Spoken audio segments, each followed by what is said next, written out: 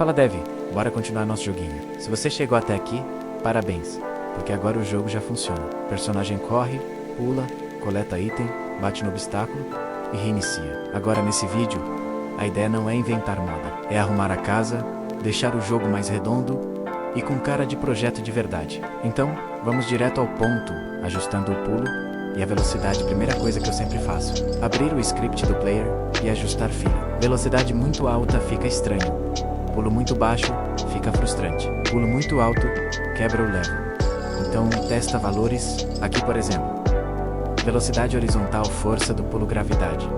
Vai mexendo. Executa o jogo.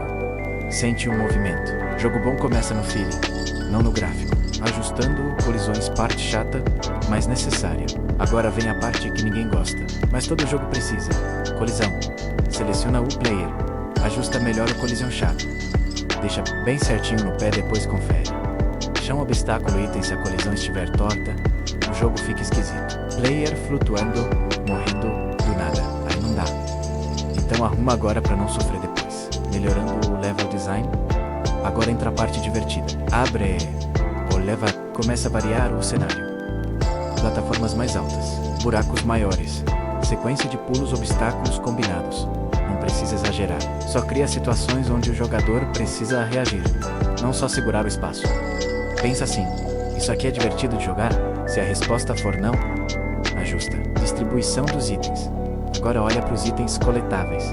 Não joga tudo aleatório. Usa os itens como recompensa por um pulo arriscado, guia visual do caminho, incentivo para explorar. Isso aqui já é design de jogo, mesmo sendo simples.